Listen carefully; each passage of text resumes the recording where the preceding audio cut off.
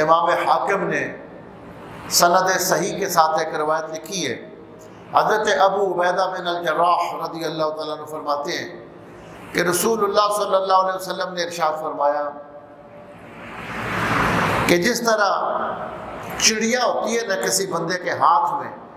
اس طرح اللہ تعالیٰ اپنے دست قدرت میں دن میں 7 مرتبہ بندے کے دل کو الٹتا اور پلٹتا ہے۔ اور ایک اور دوسری روایت ہے، سنن ابن ماجہ شریف میں ہے، حضرت ابو موسیٰ اشعری روایت کرتے ہیں کہ رسول اللہ صلی اللہ علیہ وسلم نے فرمایا جس طرح کوئی کسی پرندے کا پر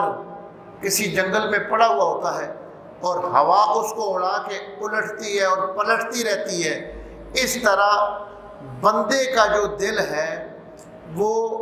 اس پر کی طرح ہے۔ جس طرح جنگل میں ایک پر پڑا ہوا ہو کسی پرندے کا اور ہوا سے وہ کبھی الٹ ہو جاتا ہے کبھی سیدھا ہو جاتا ہے، بندوں کے دل بھی ایسے ہی ہیں، الٹ پلٹ ہوتے رہتے ہیں، ایک حالت پہ نہیں رہتے۔ اس لیے یہ تعلیم دی گئی ہے کہ اللہ سے یہ درخواست کرو، ربنا لا تزغ قلوبنا، یا اللہ تو ہی سنبھال لے، ہمارے دلوں کو ٹیڑھا ہونے سے محفوظ فرمانا۔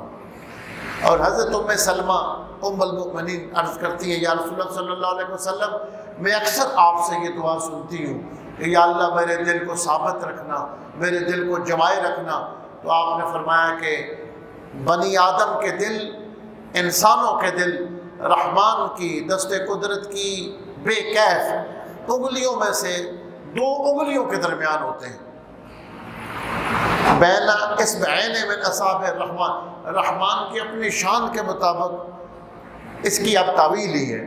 جو انگلیاں ہیں ان 2 انگلیوں کے درمیان اولاد آدم کے دل ہوتے ہیں، وہ الٹتا پلٹتا رہتا ہے، ان کو اپنے قبضے میں اس نے رکھا ہوا ہے۔ فرمایا کہ اللہ سے یہ دعا ہم اس لیے کرتے ہیں تاکہ اللہ ہمارے دلوں کو ٹیڑھا ہونے سے محفوظ فرمائے۔